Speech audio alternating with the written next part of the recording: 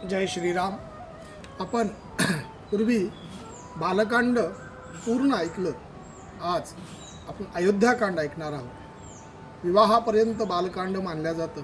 विवाहानंतर अयोध्याकांड सुरुवात होतं. प्रभू श्रीराम लक्ष्मण सपत्नीक अयोध्येमध्ये वावरत होते. तसंच भरत आणि शत्रुघ्न कैकेयी देशामध्ये त्यांच्या आजोळी गेले.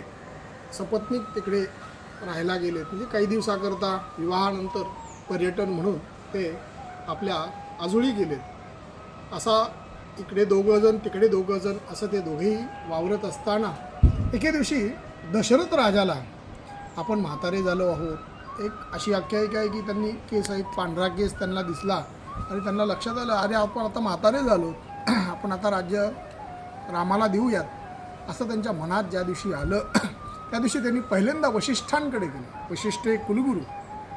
प्रत्येकाला गुरु असला पाहिजे. गुरु हा मार्गदर्शक असतो. जेव्हा आपल्याला काही योग्य अयोग्य कळत नाही आहे तेव्हा आपले गुरु मात्र तिथे मार्गदर्शक होतात. आपल्याला कधी निर्णय घ्यायची क्षमता आपल्यात नसेल तेव्हा आपले गुरु आपल्याला मार्गदर्शन करतात. तसेच दशरथाचे कुलगुरू हे वशिष्ठ आहेत. वशिष्ठांकडे दशरथ राजा गेला आहे आणि वशिष्ठांना आपली मनातली इच्छा सांगताय, मी आता थोडंसं उतारवयात लागलेलं आहे, तर हे राज्य योग्य प्रभू रामाच्या हातामध्ये आपण देऊयात असं गुरूंना विचारतायत. वशिष्ठांना खूप आनंद झाला. राजा हीच योग्य वेळ आहे. रामाच्या हातामध्ये राज्य द्यायला ही सगळ्यात उत्तम योग्य वेळ आहे असं वशिष्ठांकडनं जेव्हा मार्गदर्शन झालं तेव्हा राजालाही आनंद झाला. त्यांनी पहिल्यांदा कौशल्याला सांगितलं, आणि मी हे राज्य रामाला देत आहे. तेव्हा थोडी सगळीकडं वार्ता फिरत गेली आणि दशरथ राजांनी बऱ्याच ठिकाणी सगळ्याला सांगत गेले की उद्या पुष्य नक्षत्र आहे आणि या पुष्य नक्षत्रावर प्रभू श्रीरामाचा राज्याभिषेक होणार आहे. आणि सगळीकडं ती वार्ता सगळी अयोध्या आनंदात मग्न आहे. सगळीजणं तोरण लावत आहेत, ध्वजा लावत आहेत, पताका लावत आहेत. सगळी अयोध्या आनंदात आहे. कैकेयींच्या घरामध्ये अजिबात वार्ता गेली नव्हती. ते कैकेयीची जी दासी आहे मंथरा, जी तिच्या माहेरवरून आलेली होती, ती फिरत असताना तिला लक्षात आलं की अरे अयोध्येमध्ये काय आनंद चालू आहे. विवाहापेक्षाही जास्त आनंद आता कशाचा होत आहे अयोध्यावासींना. ते सगळेजण काय करत आहेत असं विचारल्यानंतर त्यांना समोरून कौशल्याची जी दासी आहे ती आलेली दिसली. आणि कौशल्याच्या दासीला विचारतायत, काय ग, तुला कशाचा आनंद झाला आहे. तेव्हा कौशल्याची दासी पिवळ्या वस्त्रामध्ये परिधान केलेली, फुलं वगैरे गोळा करत असलेली पाहून तिने मंथरेला सांगितलं, तुला कसं काय माहिती नाही आहे, उद्या अयोध्येमध्ये रामाचा राज्याभिषेक होणार आहे. असं म्हटल्यानंतर मंथरेला मात्र ते राहवलं नाही आणि तिच्या मनामध्येच कपट बुद्धी, आणि ती लगेच कैकेयीच्या महलामध्ये गेली. कैकेयीकडे गेली आणि कैकेयीला सांगितलं, अगं कैकेयी, तुला काही माहीत आहे का उद्या काय होणार आहे. कैकेयी म्हणजे नाही, सांग काय झालं. अगं उद्या रामाला राज्याभिषेक करणार आहेस, तू अशी कशी बसली आहेस. कैकेयीला खूप आनंद वाटला, कारण प्रभू रामावर कैकेयीसुद्धा खूप अतिशय प्रेम करत होती आणि प्रभू श्रीरामसुद्धा कैकेयी मातेला अतिशय म्हणजे कौशल्यासारखंच प्रमाणात मानत होते. असं असताना कैकेयीला सुद्धा आनंद झाला होता सुरुवातीला, पण नंतर हळूहळू मंथरेने मात्र कैकेयीचा बुद्धिभेद करायचा प्रयत्न केला. आपल्या आयुष्यात सुद्धा अनेक अशा मंथरा असतात. आपण जेव्हा योग्य वागतो त्यावेळेस काही लोक असे असतात की आपल्या बुद्धिभेद करतात, आपल्या मनामध्ये काही कलह निर्माण करतात, काही गोष्टी मनामध्ये चुकीच्या गोष्टी आपल्या कानावर घालून आपल्याला परावृत्त करतात चांगल्या विचारापासून. अशा मंथरा आजूबाजूला आपल्या जवळसुद्धा असतात. त्या मंथरेपासून आपण वाचलो पाहिजेत. पण कैकेयी माता मात्र तिथे मंथरेच्या थोडं हळूहळू आहारी जात आहे आणि मंथरा तिला एक गोष्ट पटवून देते आहे, तू आता राणी होणार नाही आहेस. राणी कोण होणार आहे, तर कौशल्या माता होणार आहे. तू कौशल्याची दासी होणार आहेस आणि हळूहळू तुझ्या भरताला सुद्धा राम दास करेल. अशा पद्धतीने कैकेयी माता हळूहळू विष पेरत गेली. मंथरेने विष कैकेयी मातेच्या मनामध्ये पेरायला सुरुवात झाली आणि थोड्या वेळाने कैकेयी मात्र मंथरेच्या बुद्धीमध्ये मिसळल्या गेली आणि तिला लक्षात तिनं पुन्हा मंथरेला विचारलं, भरताला राज्य कसं मिळेल, काय करता येईल, तू काहीतरी सुचव. असं मंथरेला जेव्हा कैकेयी मातेने विचारलं तेव्हा मात्र मंथराला आता आपल्या काही आपल्या मनासारखी वागल असं मंथरेला जेव्हा आलं आणि तिने लगेच सांगायला सुरुवात केली, अगं तुला वर मिळाले 2 दशरथाचे. तू जेव्हा देवासूर संग्रामामध्ये दशरथांच्या सोबत गेली होतीस तेव्हा दशरथ राजाने तुला 2 वर मागायला सांगितले होते, तू त्यावेळेस मागितले नाहीस, तू मलाच सांगितलं होतंस. आता ते वर माग आणि काय कर, त्याच्यात भरताला तू राजा माग आणि रामाला तू वनवास माग. असं जेव्हा कैकेयीच्या मनामध्ये मंत्रेने भरवलं आणि तिने लगेच सुरुवात केली तिची पुढची दशा जी आहे. तर कैकेयी मातेने काय केलावं, तर त्या पूर्वी कोपाघर किंवा कोपभवन एक नावाचं एक असायचं. कोपघर म्हणजे राम हा त्रेतायुगातनं झालेले आहेत. त्रेतायुगामध्ये ज्यांना राग येईल, ज्यांना काही मनासारख्या घटना घडतील अशासाठी कोपभवन नावाचं एक भवन असायचं. त्या ठिकाणीच ज्याला कोपभवनात जायचं त्यांनी त्या कोपभवनात जाऊन आपला राग व्यक्त करायची अशी एक रचना पूर्वी केलेली असायची. त्यामध्ये कैकेयी माता त्या कोपभवनात गेली आहे. आपल्या अंगावरचे सगळे वस्त्र अलंकार अलंकार वगैरे सगळे बाजूला टाकून दिलेले आहेत, केस मोकळे सोडलेले आहेत. अशा अवस्थेत कैकेयी माता तिथं थांबलेली आहे आणि सगळीकडं दशरथ राजा इकडे सगळ्याला सांगत उद्या रामाचा राज्याभिषेक होणार आहेत असंच ते सांगत कैकेयीच्या महलात गेले. कैकेयीच्या महलात गेल्यानंतर कैकेयी त्यांना दिसली नाही. त्यांनी लगेच तिथे विचारलं, मंथरा तिथे असल्यामुळं कैकेयी कुठे असं विचारल्यानंतर मंत्र्याने सांगितले कोपभवनामध्ये गेली आहे. राजाला त्याला दुःख झालं, अरे आता एवढा आनंदाची बाब आहे आणि कैकेयीला कोपभवनात जायची काय गरज आहे असं म्हणून तन करत दशरथ राजासुद्धा त्या कोपभवनाकडे गेलेत. कोपभवनातल्या कैकेयीला त्या अवस्थेत पाहिल्यानंतर त्यांनी सांगितलं, तुला कोणी दुखवलं आहे का, कोणी तुला रागवलं आहे का, तुला तुझ्या मनाविरुद्ध कोणी वागलं आहे का, सांग, मी तुला आता त्या ज्यानं तुला दिलं त्याला दंडित करतो असं दशरथ राजा कैकेयीला सांगतायत. पण कैकेयी अजिबात तिथे काही न बोलता मौन राहत आहे.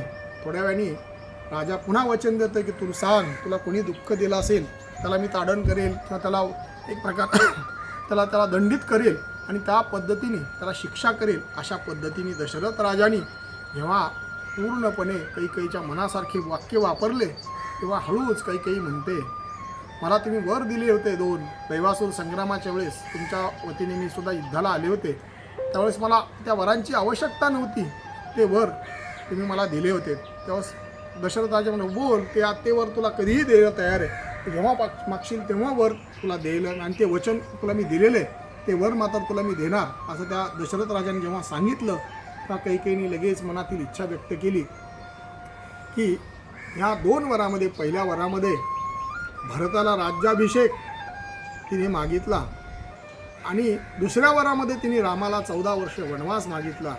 तेव्हा दशरथ राजा हतबल झाला आणि पूर्ण शरीर त्याचं गळाले आणि तो लगेच खाली ताडकन खाली बसला आणि त्यानं पुन्हा कैकेयी मातेला म्हणजे, अगं तुझा राम तुला इतका प्रेम करतो, कौशल्यपेक्षाही तुझ्यावर जास्त प्रेम करतो, रामाला वनवास मागतेस, भरताला राज्य मागितलं ती वेगळी गोष्ट आहे, पण तू रामाला वनवास मागतेस ही कुठली तुला दुर्बुद्धी सुचली आहे. असं लक्षात आल्यानंतर तेव्हा कैकेयी माता दशरथाचं 1-2 न ऐकता लगेच तिने सांगितली, मला जे वचन दिलेले आहेत ते वचन पूर्ण करा आणि तुम्ही वचन पूर्ण करत नसाल तर मला सांगा. अशा पद्धतीत, कारण दशरथ राजा हे रघुकुळ हे वचनासाठी अतिशय मान्य घराणं मानल्या जायचं. त्या दशरथ राजासुद्धा आपल्या अवस्थेमध्ये तिथे त्या जागेवर एक प्रकारे मौन होऊन तिथे थांबलेला आहे. काही सुचत नसलेला हा दशरथ राजा त्या ठिकाणी इकडे मात्र वशिष्ठांनी सगळ्या राज्याभिषेकाची तयारी केली, प्रायश्चित्त विधान वगैरे सगळं करायचं आहे म्हणून वशिष्ठांनी सुमंत म्हणजे दशरथ राजाचा सेनापती, त्या सेनापतीला सांगितले तू दशरथ राजाला घेऊन ये. आणि लगेच सेनापती दशरथ राजाच्या महलात पाहिलं, दशरथ राजाच्या महलात नाही आहेत, कुठे सगळ्या 3 राण्यांच्या वच्यामध्ये पाहिलं, कुठे नाही तर कुठे तर कैकेयीच्या महलामध्ये पाहिलं. आणि त्यांनी पाहिल्यानंतर दशरथ राजाला सांगितलं की तुम्हाला वशिष्ठ बोलवत आहेत, असा विधी आहे, तुमच्या विधीसाठी तुम्हाला वशिष्ठ बोलवत आहेत. तेव्हा दशरथ राजा बोलत नसल्यामुळे कैकेयीने लगेच सांगितलं की दशरथ राजा येणार नाहीत आणि तुम्ही प्रभू रामाला बोलून घ्या. असं सांगितल्यानंतर दशरथ राजा बोलत नाही. तेव्हा सुमंत हा राजाज्ञा पाळणारा व्यक्ती आहे, राजाची आज्ञा आल्याशिवाय मी जाणार नाही असं सांगितल्यानंतर हळूच दशरथ राजा सांगताय तू रामाला बोलून घे, मला रामाला बोलायचं आहे. असं दशरथ राजाने जेव्हा सांगितलं तेव्हा सुमंत गेलेत रामाकडे, रामाला घेऊन आलेत. रामाला वाटलं की काय अजून काही सूचना असतील दशरथ राजाला काही सांगायच्या असतील, तेव्हा सुमंतांना मला पाठवले. लगेच दशरथ राजाकडे प्रभू राम निघालेले आहेत आणि त्या महलामध्ये जिथे कैकेयीचा महल आहे त्या कैकेयीच्या महलामध्ये दशरथ राजा अत्यावस्था अवस्थेत पडलेला आहे की त्याला काही सुचत नाही आहे. अशा परिस्थितीत ते दशरथ राजाला तिथे पाहिल्यानंतर दशरथ राजा प्रभू रामाने विचारले काय झालं आहे, माझ्याकडनं काही चुकले का, असं प्रभू श्रीराम विचारतायत. तेवढ्यात कैकेयी माता म्हणते दशरथ राजाची आज्ञा आहे तो 14 वर्ष वनवास करावा आणि भरताला राज्य द्यावं असं सांगितल्यानंतर प्रभू श्रीराम दशरथ राजा न बोलल्यामुळे त्यांच्याही लक्षात आलं की दशरथ राजाची आज्ञा आहे. लगेच श्रीराम प्रभू तयार झालेले आहेत आणि मी तयार आहे, मी वनवासाला जायला तयार आहे असंच का दशरथ राजाला त्याच ठिकाणी नतमस्तक कैकेयी मातेला नतमस्तक होऊन लगेच कौसल्या मातेकडे आलेत. कौसल्या मातेला सांगतायत मला राजाज्ञा मिळाली आहे आणि माझ्याकडनं काहीतरी नियतीला मोठं कार्य करायचं आहे. त्या कार्य करण्यासाठी मला 14 वर्ष वनवास करायचा आहे. तेव्हा कौसल्या मातासुद्धा हतबल झाली आहे आणि तीसुद्धा म्हणली की मी सुद्धा तुझ्यासोबत येते. कौसल्या माता वनवासात यायला तयार झाली. कौसल्या मातेचं सांत्वन केलेलं आहे आणि सांगितलं आहे मला नियतीची इच्छा आहे आणि मला काहीतरी माझ्याकडनं काहीतरी मोठं कार्य घडणार आहे. त्यामुळं दशरथ राजाची तू सेवा कर. आणि दशरथ राजाच्या सेवेसाठी अशी विनंती करून कौसल्या मातेला प्रभू रामाने थांबवले. त्याच्यानंतर लक्ष्मण आलेत आणि लक्ष्मणाला ही वार्ता कळल्यानंतर लक्ष्मण खूप रागाच्या आविर्भावामध्ये रामाला जेव्हा वनवास कळाला आहे तेव्हा तो आपल्या हातातून शस्त्र वगैरे घेऊन तो लगेच रामाला म्हणते की तुला असं कोणी सांगितले सांग, मी त्याला दंडित करतो आणि आत्ताच आपण सगळं ताब्यात घेऊ असं लक्ष्मण सांगतंय. पण तेव्हा प्रभू राम म्हणतायत आपल्याला असंही काहीही करायचं नाही आहे आणि राजाज्ञा आहे, पिताश्रींची आज्ञा आहे आणि आपल्याला ती पालन करायची असं सांगितल्यानंतर लक्ष्मणसुद्धा तयार होते की मला वनवासात घेऊन चला. पण लक्ष्मण वनवासात यायला तयार झालेत आणि सुमित्रेने मात्र लक्ष्मणाला सांगितले तू इथं न थांबता रामाची सेवा कर, रामाच्या सोबत जा. लक्ष्मणाला सुद्धा परवानगी प्रभू राम देत आहेत. आता हे दोघं निघायला पुढे लगेच सीता समोर येते. सीतेला सांगतायत राम तू इथे थांब आणि तू इथे आई वडिलांची सेवा कर. तेव्हा सीता सांगते म्हणजे लक्षात घ्या सप्तपदीचे 7 पावले आहेत. सीता सांगते सुखंचैव दुःखंचैव सदारिद्र्यं सुखंचैव सुशोभनम सुखे दुःखे प्यहं मित्रं षष्ठे वै सा ब्रवीदितम. मी तुमच्यासोबत सुखदुःखात सोबत राहणार आहे असं मी वचन घेतलेलं आहे म्हणून मी पण तुमच्यासोबत येते. पण सीता मातेला सुद्धा प्रभू श्रीराम परवानगी देतात. असे तिघही मग दशरथ राजाकडे नमस्काराला येतात. तिथे लगेच मंथरा वलकडे घेऊन येते. रामाच्या अंगावरचं सगळं वस्त्र काढून द्यायला सांगते आणि वलकडं नेसतायत.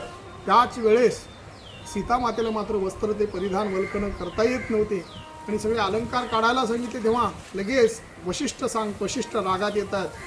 हे तिचे अलंकार कोणी काढू नका, ती काही तिला वनवास नाही आहे, ती प्रभू रामासोबत जाते, तिचे अलंकार सगळे राहू द्या. आणि त्याच्या वस्त्रांवरच तिला वलकणी नेसला असं वशिष्ठांची आज्ञा झाल्यानंतर सीतामाता अलंकारासहित आणि लक्ष्मण सीता आणि प्रभू श्रीराम अयोध्येतनं वनवासाला निघायला लागले. सगळी अयोध्या आनंदात होती, त्या आनंदाचं दुःखात रूपांतर झाले. सगळी अयोध्या दुःखामध्ये वावरत असताना सगळी अयोध्येतली सगळी लोक रामासोबत यायला तयार झाले.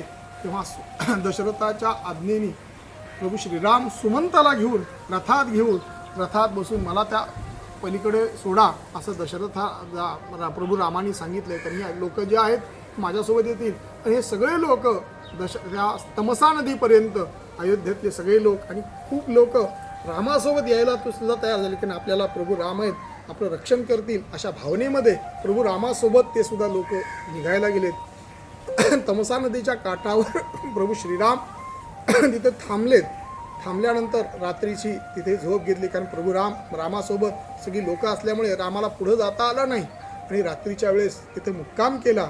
आणि सकाळी लवकर सुमंताला उठवून तिथून त्या लोकांना सोडून प्रभू राम पहाटे लवकर निघालेत. आणि पुढे गेल्यानंतर निषादराज या गंग्याच्या किनाऱ्यावर त्याचं राज्य आहे. निषादराज म्हणजे प्रभू रामासोबत वशिष्ठांच्या आश्रमात शिकायला सोबत होते. निषादराज एक चांगल्या प्रकारचा राजा, निषादांचा राजा असलेला तो प्रभुराम आणि प्रभुरामाचा एकमेव असा मित्र जो त्यांच्यासोबत तिथं प्रभुराम तिथे थांबलेत आणि प्रभुरामाचं आदरातिथ्य करून निषादराज म्हणतात की हे रामा, हे राज्य तुझं आहे, ह्या राजाचा तू राजा हो आणि इथून तू राज्य कारभार कर असं निषादराज आपल्या मित्राला सांगतायत. पण प्रभू श्रीराम म्हणतायत नाही, मला 14 वर्षाचं कार्य आहे, 14 वर्षाचा वनवास मला करायचा आहे, माझ्या वडिलांनी दिलेलं वचन आहे ते मला पूर्ण करायचं आहे असं म्हणून निषाद राजापासून तिथे निषाद राजाला घेऊन आणि तिथं सुमंताला सोडले. सुमंताला वडिलांची काळजी घेण्यासाठी पाठवले आणि प्रभू श्रीराम तिथून पुढं निषाद राजासोबत गंगा ओलांडून चित्रकूट पर्वतापर्यंत गेलेत. चित्रकूट पर्वतावर गेल्यानंतर निषाद राजाला सुद्धा रामाने तिथून त्याला सांगितले, तू पण आता इथून पुढे जा, आता इथून पुढे माझं कार्य मी करेल. निषादराज पुन्हा नदी ओलांडून आल्यानंतर सुमंत तिथे थांबले होते आणि सुमंताला सांगितलं आता प्रभू श्रीराम चित्रकूट पर्वतावर तिथे थांबलेले आहे आणि निषादराज तसाच पुढं अयोध्येकडे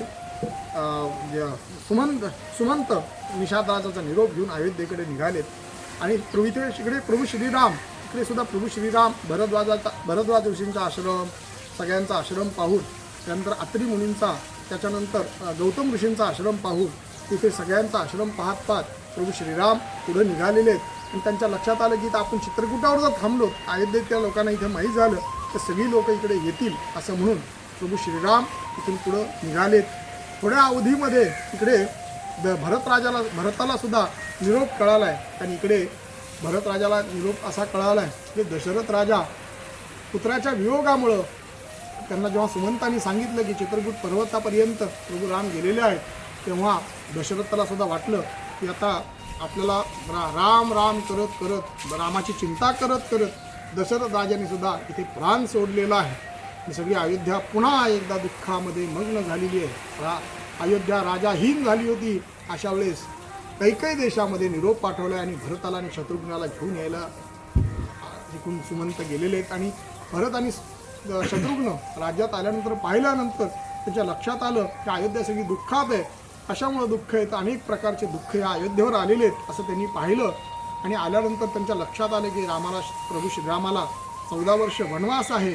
रामासोबत लक्ष्मण आणि सीता पण गेलेली आहे आणि तेव्हा हे सगळं आपल्या आईमुळे झालेलं आहे असं जेव्हा आल्यानंतर आईला दूषणं देत आहेत आणि त्या मंथरेला शत्रुघ्न केसाला धरून आणतायत तेव्हा हा भरत राजा हा ज्ञानाने श्रेष्ठ असल्यामुळे स्त्रीला त्रास होणे म्हणून मंथरेला मुक्त करायला सांगितलंय आणि प्रभू श्रीरामाच्याकडे मी उद्या श्रीरामाला घेऊन येईल असं वचन घेऊन सगळ्याला म्हणलं की मी अयोध्येला जाणार आहे. सगळ्या लोकांना त्यांनी बोलावलं आणि आपल्याला रामाला घेऊन यायचं आहे अशा पद्धतीने.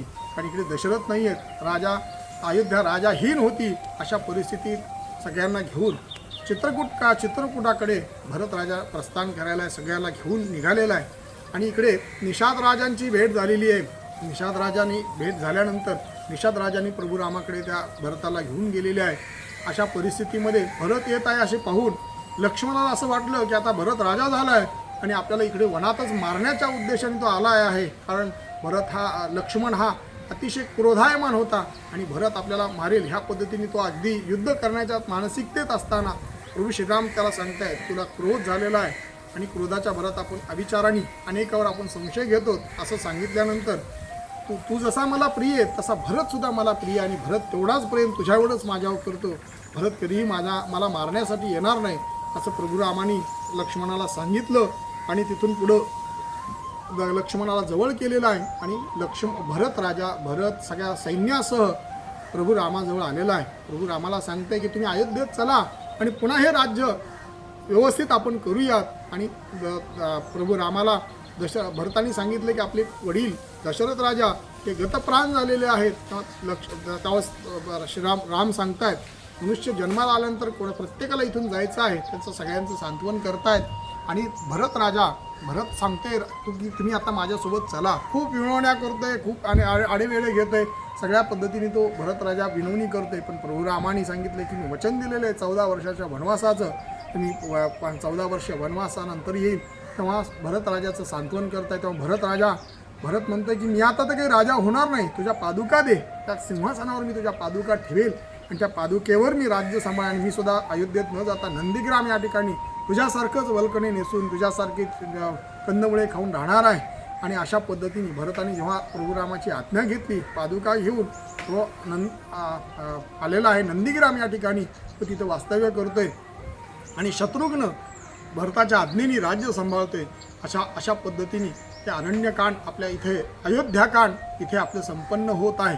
ह्या अयोध्याकांडामध्ये अनेक प्रकारचे जे काही आहे त्याच्यामध्ये अनेक आहेत. म्हणजे आता त्याच्यामध्ये शत्रुघ्नाचा विचार केला तर शत्रुघ्न सगळ्यात दुर्लक्षित असलेला ह्या रामायणामध्ये, पण शत्रुघ्नाने मात्र विचार करायला पाहिजे की शत्रुघ्नासारखा जो भाऊ आहे त्यांनी आपल्या 2 भावांच्या पत्नी, त्याच्यानंतर आपल्या 3 विधवा असलेल्या माता आणि असं राज्य जे दुःखित असलेलं राज्य असं एकट्याने सांभाळलं आहे.